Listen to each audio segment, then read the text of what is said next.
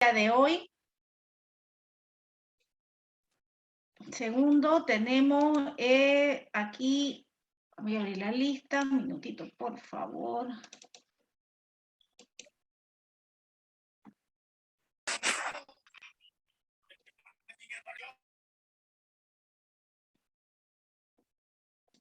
Bien.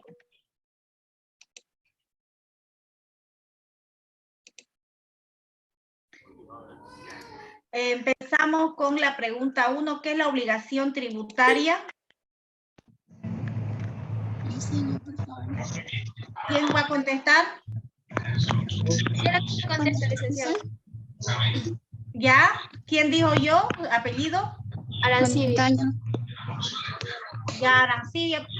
¿Empezamos? Es el vínculo de carácter personal, aunque su cumplimiento se asegure mediante garantía real. Cualquier convenio entre partes con referencia a transgerir el régimen tributario boliviano es nulo de pleno derecho. Ya. Efectivamente, ¿hay un micrófono, por favor?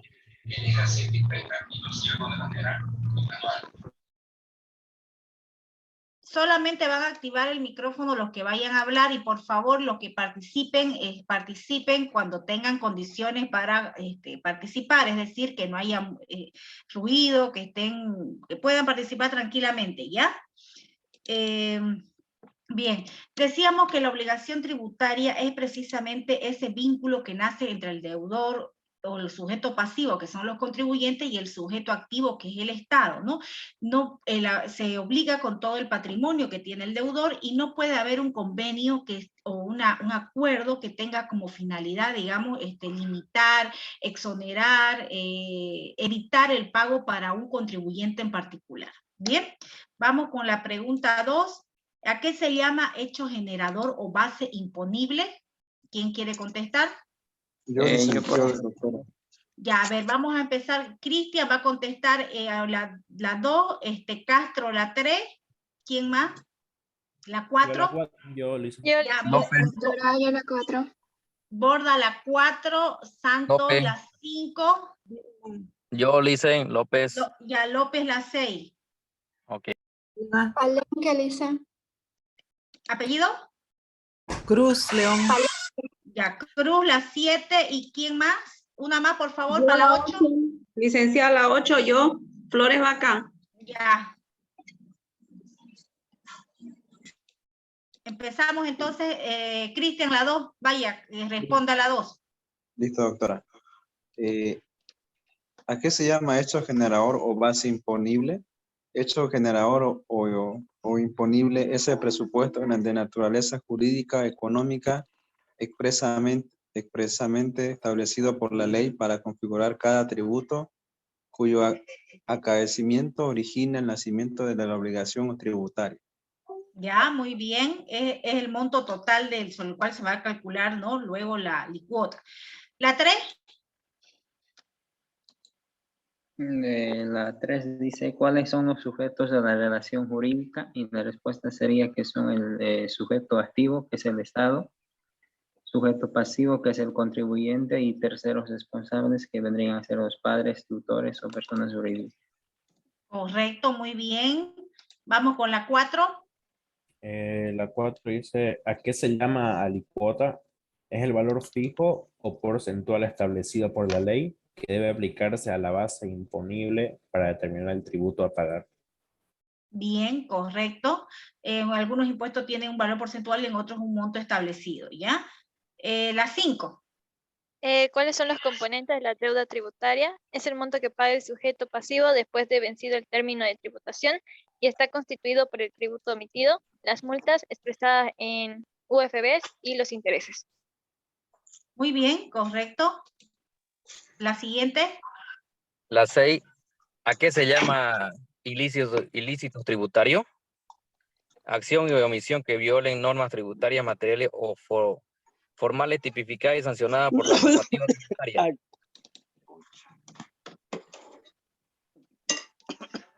A ver, otra vez. ¿Me escuchó, dicen? Medio. Se cortó un poquito a lo último. Ah, ya. Ya de nuevo, ¿a qué se llaman ilícitos tributarios? Se llama la acción y omisión que violen normas tributarias materiales o formales, tipificada y sancionada por la normativa tributaria. Ya, muy bien, correcto. No nos vamos a olvidar que este tipo de ilícitos tributarios pueden ser de dos, no se los he preguntado, pero se los pongo de todas maneras para que tengamos, pueden ser de dos aspectos, ¿no?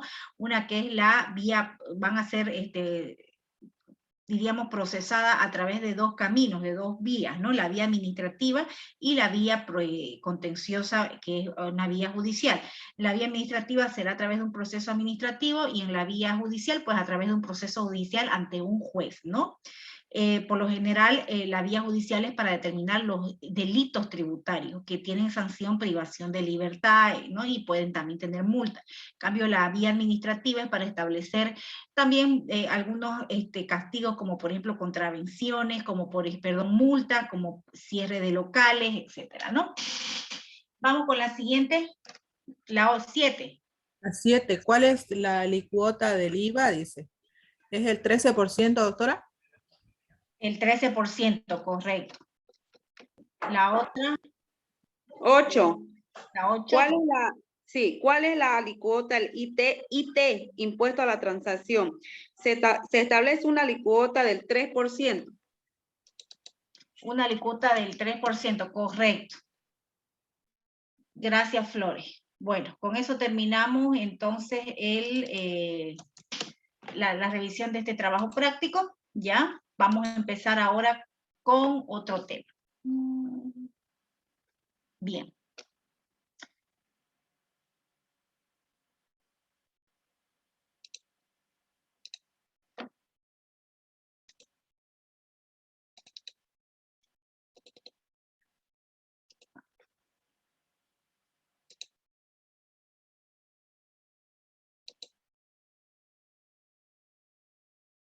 Ya se ve la presentación, ¿sí, no? Sí, doctora, se puede ver. Ya, bien. Hoy día vamos a ver el régimen de la protección ambiental que existe en Bolivia. Este es un tema que en los últimos años ha cobrado bastante vigencia por el hecho de que cada vez más se ha dado en todos los países, no solamente en Bolivia, ¿no? Es una tendencia mundial que existe en que se debe proteger y se debe cuidar el medio ambiente. Vamos a partir de un hecho importante como que el derecho al medio ambiente es un derecho fundamental. ¿Saben lo que son los micrófonos? Por favor, no voy a avanzar si no estén todos los micrófonos callados. ¿Ya? Bien. Estaba viendo este tema. Ok, ahora sí, seguimos entonces. Decíamos entonces de que el derecho ambiental viene a ser un derecho fundamental de las personas. Sabemos que los derechos fundamentales son aquellos derechos con los que nosotros nacemos por nuestra condición de seres humanos, ¿no? Estos derechos no nos los otorgan los estados, porque esto nosotros ya tenemos, cuando nacemos tenemos estos derechos. Lo que los estados tienen que hacer es garantizar el cumplimiento, el ejercicio y la protección de estos derechos. Entre los derechos fundamentales principales que tenemos el derecho a la vida, el derecho a la salud, derecho a la privacidad, derecho a la intimidad, derecho al trabajo, etc. Es un catálogo bastante amplio de derechos fundamentales. Bien, dentro de este catálogo está también el derecho a gozar de un medio ambiente sano y equilibrado. El área de la protección, las normas que protegen el medio ambiente forman parte de lo que se conoce como el derecho ambiental. El derecho ambiental es un derecho nuevo, relativamente nuevo, es uno de los, yo me atrevería a decir que es uno de los más nuevos que se tiene conocimiento. ¿Por qué? Porque la mayoría de las otras áreas del derecho son antiguas, ¿no? Datan de siglos anteriores. En cambio, nosotros podríamos ver que las primeras normas que aparecen en materia de derecho ambiental, que primeramente estas normas se dieron en el ámbito internacional, quiere decir a través de convenios internacionales, no en los ordenamientos internos de los países, sino en normas que obligaban a un grupo de países. Estas primeras normas aparecen en la década de los años 1920 aproximadamente.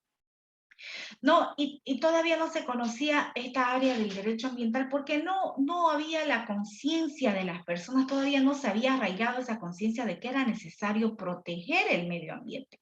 Establecer normas que vayan a proteger, que es necesario, digamos, buscar un marco de protección del medio ambiente y estos marcos se lo tiene que hacer a través de normas. Entonces, vamos partiendo de la idea de que es un derecho fundamental, ¿no? de las personas, está reconocido como tal en la Declaración de los Derechos, de la Declaración Universal de los Derechos Humanos, que se celebró después de la Segunda Guerra Mundial en el año 1945, y nuestra Constitución Política del Estado también lo reconoce como tal. Vamos a ver, por ejemplo, entonces que este derecho ambiental se desarrolla como una respuesta a la necesidad que tienen los países de explotar los recursos naturales en un marco de racionalidad, aprovechamiento sostenible y protección del medio ambiente. En la Constitución Política del Estado, vamos a ver nosotros unos principios, y ya los hemos estado viendo en algunos otros temas, ¿no?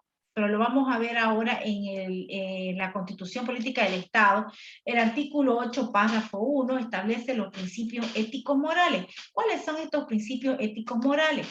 Son aquellos que orientan toda diríamos, el quehacer de la vida pública en nuestro país. Estos principios, estos éticos morales, están expresados en lengua nativa y son el principio de suma camaña, ñandereco, tecocavi, ibimaraey y capañán, que quiere decir vivir bien, vida armoniosa, vida buena, tierra sin mal, o camino o vida noble. La Constitución Política del Estado, la actual, la vigente, se caracteriza porque amplía el catálogo de los derechos fundamentales. ¿Qué quiere decir esto? Que reconoce que en la lista de los derechos fundamentales que le reconoce a los bolivianos es más amplia que las anteriores constituciones. No quiere decir que las anteriores no haya habido, sino que sí existían, tal vez no siempre en la misma constitución, pero sí en tratados internacionales, y ya sabemos nosotros que cuando un tratado internacional es ratificado, es decir, es confirmado y es aprobado en Bolivia, pues tiene la misma característica que un tratado, que una norma boliviana, y es de cumplimiento obligatorio. Pero bien, vamos a ver entonces nuestra actual constitución, cómo protege el medio ambiente. Primero tenemos el artículo 9, que en el numeral 6 dice que es un deber del Estado, o sea, es un deber que el Estado se impone de promover y garantizar el aprovechamiento responsable y planificado de los recursos naturales, impulsar la industrialización a través del desarrollo y del fortalecimiento de la base productiva en las diferentes dimensiones, niveles, así como la conservación del medio ambiente para lograr el bienestar de las generaciones actuales y futuras. Entonces, en el artículo 9 está estableciéndose el deber que tiene el Estado boliviano de buscar los mecanismos para proteger el medio ambiente, ¿no? Vamos un poquito más allá y vemos el artículo 14. Si bien no es un artículo específicamente relacionado con la protección del medio ambiente, es un artículo que hace referencia a todos los derechos que están reconocidos en la Constitución y dice: el Estado garantiza a todas las personas y colectividades, sin discriminación alguna, el libre y eficaz ejercicio de los derechos establecidos en la Constitución, en las leyes y en los tratados internacionales de derechos humanos que han sido ratificados por Bolivia y por lo tanto forman parte de las normas bolivianas, estos tratados internacionales. En el capítulo 5, en la sección primera, vamos a ver el derecho al medio ambiente. Pero aquí ya lo está expresando el constituyente boliviano como un derecho fundamental, ¿no? Entonces, vemos nosotros que dice: las personas tienen derecho a un medio ambiente saludable, protegido y equilibrado. El ejercicio de este derecho debe permitir a los individuos y a las colectividades de las presentes y futuras generaciones, además de otros seres vivos, desarrollarse de manera normal y permanente. Entonces, va haciendo un resumen de los artículos, ¿no? En el artículo 9 se establece el deber que tiene el Estado de promover el medio ambiente. En el artículo 33 lo tenemos consagrado nuestro derecho fundamental a tener un medio ambiente sano y equilibrado. En el artículo 34, la Constitución Política del Estado nos está dando a las personas, a los individuos, a los ciudadanos, una potestad, ya un poder, en otras palabras, para que cualquier persona, ya sea a título individual o en representación de una colectividad, pueda ejercitar las acciones legales en defensa del derecho al medio ambiente. Es decir, cualquier persona que sea testigo, que sea consciente de un daño que se está haciendo al medio ambiente, tiene la potestad de poder denunciar. Esta potestad que se les está otorgando o que se nos está otorgando a las personas no exonera o no le limita la responsabilidad a las autoridades que tienen que actuar aunque no haya denuncia, es decir, tienen que actuar de oficio. Luego tenemos el artículo 108, en la cual, así como tenemos un derecho nosotros a gozar de un medio ambiente sano y equilibrado, eso también se traduce o tiene su contraparte, que es un deber. Es decir, todas las bolivianas y bolivianos tenemos el deber ineludible de proteger y defender un medio ambiente adecuado para el desarrollo de todos los seres vivos. Entonces vamos a hacer, si diríamos, la protección constitucional de los derechos, del derecho al medio ambiente. No nos olvidemos que son básicamente estos artículos. El artículo 9 que protege o que establece el deber del Estado de promover y garantizar la protección del medio ambiente. El artículo 33 que hace referencia o que nos reconoce en el derecho fundamental, el derecho humano a gozar de un ambiente sano y equilibrado. El artículo 34 en el cual se nos impone nos otorgan una facultad, un poder para poder ejercitar las acciones legales, ¿no ve? Y en el artículo 108 tenemos el deber de los bolivianos para gozar de un medio ambiente sano y equilibrado. De manera general, esta es la protección constitucional que nosotros tenemos vigente en nuestra, valga la redundancia, Constitución Política del Estado.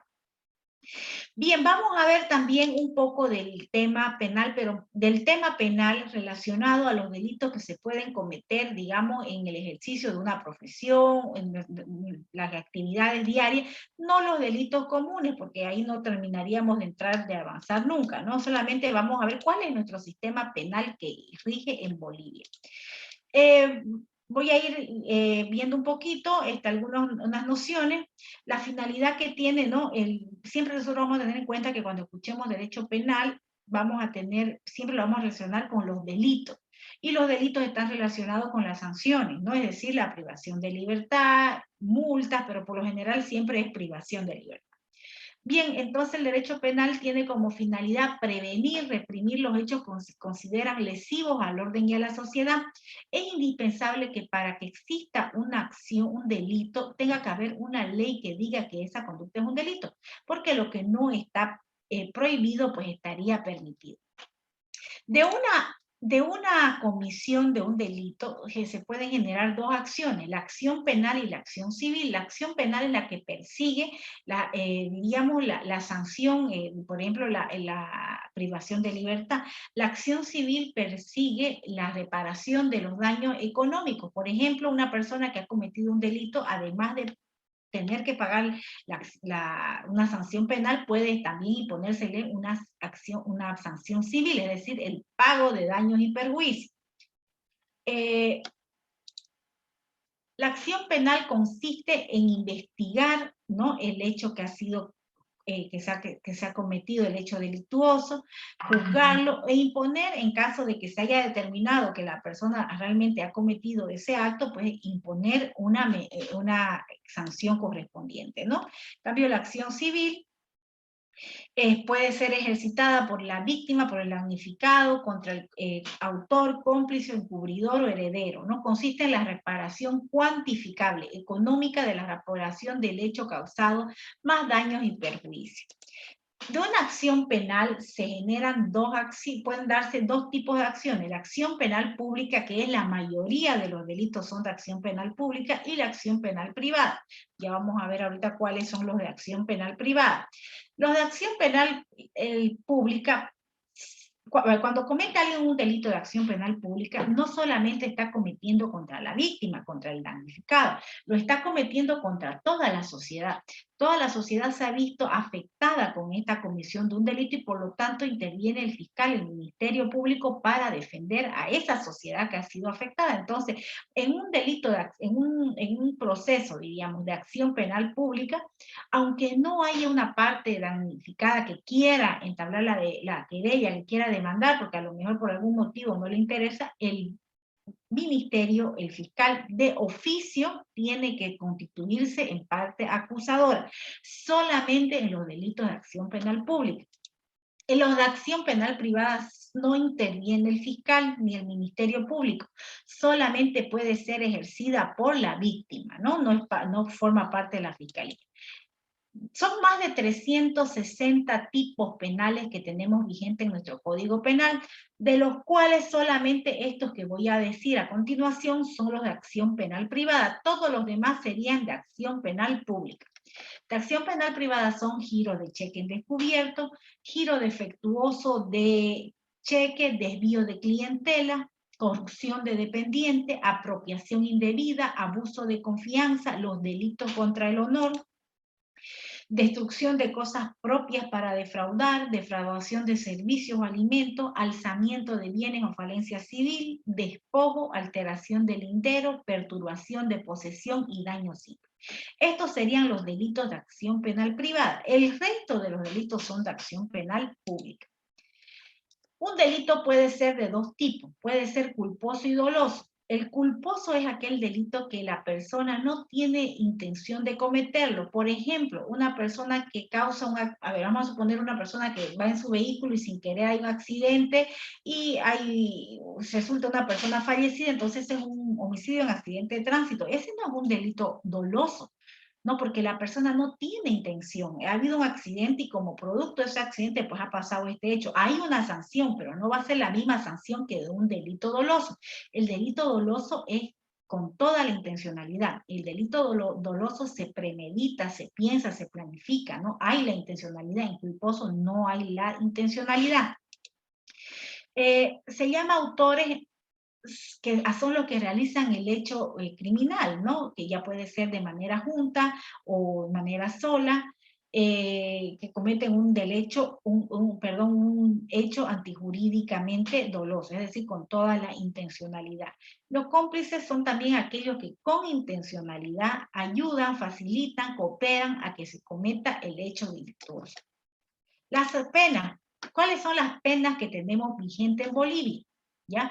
El presidio es la pena máxima y dentro del presidio la pena máxima sería 30 años de prisión. Más de eso no puede haber porque no se permite. La pena máxima en Bolivia es 30 años sin derecho a indulto. Y se aplica, es presidio, que significa privación de libertad, es decir, cárcel, y se llama presidio para aquellos delitos que son más graves y que pueden oscilar entre 1 a 30 años, ¿no? La reclusión también es privación de libertad, que se puede dar en los mismos centros penitenciarios o centros especiales para delitos menores, que su duración máxima de esta reclusión va a ser de 1 mes a 8 años. La prestación de trabajo consiste en imponer la realización a la persona que se ha aplicado esta pena, que realice algún trabajo, algún oficio, alguna ocupación en beneficio de la comunidad, ¿no? Y los días multa. Los días multa, además de la sanción de libertad, de privación de libertad, se puede imponer el pago de días multa. Consiste en el pago a la caja de reparaciones del Poder Judicial, del órgano judicial, de una cantidad de dinero que va a fijar el juez en función a la capacidad económica del reo, ¿no? Sus ingresos diarios, sus cargas, ¿no? En un cálculo de un día como mínimo y máximo 500 días, ¿no? Eso se calcula en base a cada persona. Las medidas de seguridad son otras medidas, por ejemplo, como el internamiento en casas especiales, casas de salud, ¿no? Vigilancia por autoridad, aquella cuando, por ejemplo, se impone un arresto domiciliario que va a estar sometido a una vigilancia especial. La caución de buena conducta, esta caución dura de 6 meses a 3 años. Esto es el pago también de una fianza, lo que se conoce como fianza. Eso se va a establecer un monto de la fianza y que tiene que ser abonado también a una caja judicial, y es como una garantía de que la persona durante un periodo de tiempo va a mantener una buena conducta. Finalizado ese tiempo, si no ha habido ningún problema, esa fianza le es devuelta a la persona. La responsabilidad civil, bueno, ya sabemos, nosotros ya habíamos dicho que es la restitución de los bienes del ofendido, persigue la indemnización, la reparación del daño causado. La rehabilitación, uno de los fines de la pena, de la sanción, es rehabilitar a la persona. La persona que ha cometido un delito está inhabilitada socialmente. Entonces, con la sanción se persigue también que esa persona vuelva a reinsertarse a la sociedad, entonces a través de la rehabilitación, ¿no? El efecto de la rehabilitación precisamente es la desaparición de toda incapacidad, prohibición, restricción por motivos penales, cancelación de todos los antecedentes penales. Los delitos contra la seguridad del Estado. Vamos a ver, como les decía, algunos delitos que están relacionados, que pueden darse en el ejercicio de la función pública, en el ejercicio de la función privada. Los delitos contra el Estado pueden ser delitos contra la seguridad interior y contra la seguridad exterior. Contra la seguridad exterior existen, por ejemplo, la traición a la patria, el espionaje, infidelidad en negocios del Estado, sabotaje, ¿no? Ahora los delitos contra la seguridad interior del Estado, alzamiento armado contra la seguridad y soberanía del Estado, sedición, conspiración, son delitos que se pueden dar dentro de los, diríamos, en manera interna, ¿no? Contra la seguridad del Estado. Atentado contra el presidente y otros dignatarios del Estado, ultraje a símbolos nacionales. Ahora, los delitos contra la tranquilidad pública. La instigación pública a delinquir, es decir, promover que se castigue, que se haga un delito, ¿no? Apología del delito. Es muy similar a la instigación pública. La apología del delito es alguien que, sin mostrarlo así de esa manera, pero está invitando, incitando a que se cometa un delito, ¿no? La asociación delictuosa, organización criminal, el terrorismo, los desórdenes o perturbaciones públicas son delitos contra la tranquilidad pública. Ahora, los delitos contra la función pública cometidos por funcionarios públicos, porque hay delitos contra la función pública cometidos por particulares también, ¿no? Estos son los delitos contra la función pública cometidos por funcionarios públicos. El peculado es la persona que es un funcionario público y se apropia de un dinero, de un bien, de un valor, ¿no? Y tiene una pena privativa de libertad. El peculado culposo va a ser un delito, digamos, que la persona no demuestra que no era esa su intención, ¿no? De apropiarse del dinero del Estado, ¿no? Malversación de fondos, destinar, por ejemplo, dinero de un ítem, destinarlo a otro proyecto, ¿no? Hacer un mal uso de los presupuestos, de las partidas presupuestarias. Cohecho pasivo propio. ¿Qué quiere decir el cohecho pasivo propio? Es recibir de manera directa o por persona, por tercera persona,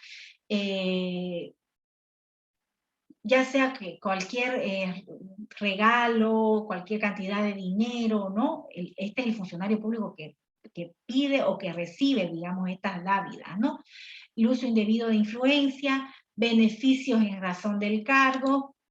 La concusión es exigir o recibir en dinero las sumas superiores a los que están determinados por el arancel, digamos, para algún servicio público, la prestación de algún servicio del Estado, que se pida más dinero del que realmente tiene que pedirse. Las exacciones. La exacción es si de estos dineros que se han recibido como concusión, no se va a beneficiar el funcionario público, sino la institución, la sanción se puede disminuir. Incumplimiento de deberes. Bueno, Este es un delito bastante común, ¿no? Cualquier funcionario público que por cualquier razón omitiere, rehusare, retarde sus trabajos, su función, ¿no? Los delitos ahora, esos eran delitos que se pueden cometer contra el Estado, pero por los funcionarios públicos. Ahora, los delitos que se cometen también contra el Estado, pero por particulares, ¿no?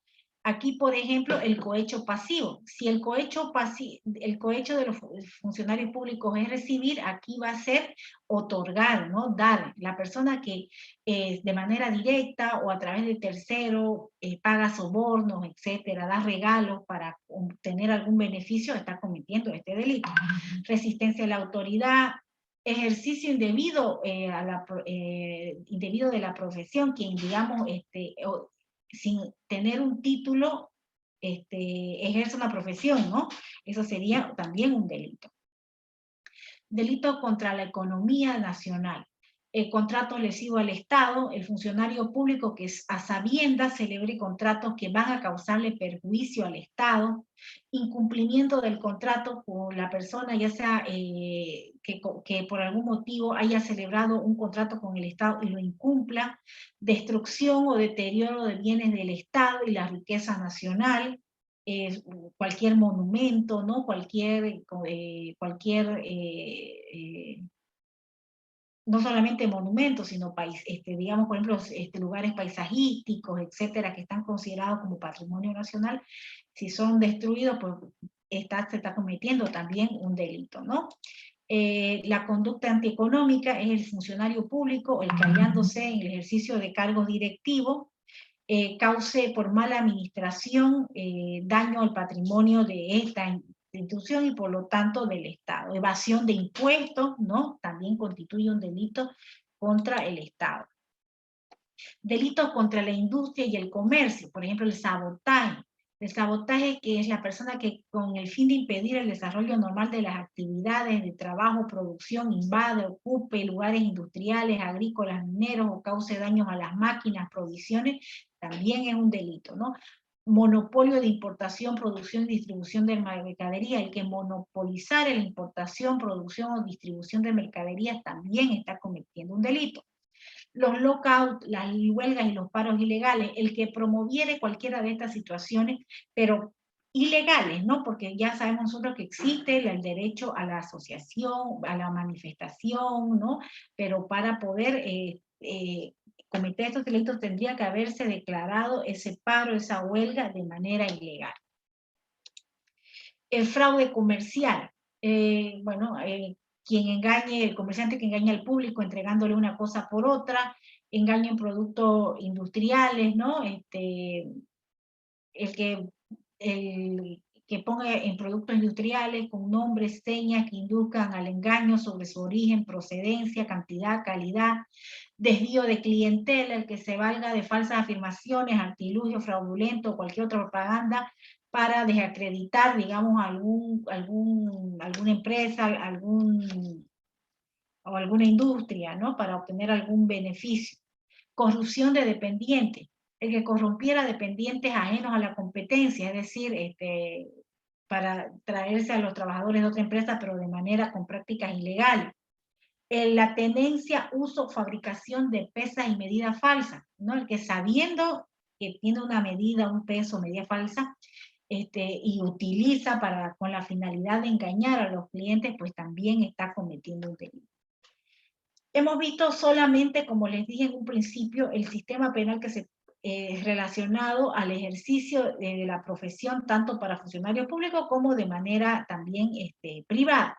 No hemos entrado a ver delitos comunes porque, como les digo, son más de 370 tipos penales que tenemos en Bolivia y pues no correspondería que los veamos todos. Solamente hemos visto lo más relevante. Bien. Vamos a hacer también el trabajo práctico de esta tarea. Bueno, eso sería para el día, cuando tenemos clase, el día jueves. Bien. Vamos a ir a la lista. Disculpe, buenas noches. Una pregunta. Dígame. Todos los prácticos que usted nos manda tenemos que hacerlo por Word, ¿cierto? Sí, y bueno, y si lo han hecho, si lo hacen también, algunos lo han hecho de manera a mano, no hay problema, como puedan. Ah, esa era la pregunta, es que yo siempre he hecho en cuaderno y se lo pasaba a foto. No, no es igual, mejor todavía si lo hacen al cuaderno. Ah, ok. Gracias, Luis. Cualquiera yo lo que importa es que lo hagan, ¿no? No importa el formato. Bien. Alcócer. Alegría. Angulo. Antequera. Presente, Angulo, ingeniera. Ya. Y Antequera presente. Ya. Bien. Apaza. Presente, Lice. Aramayo. Presente.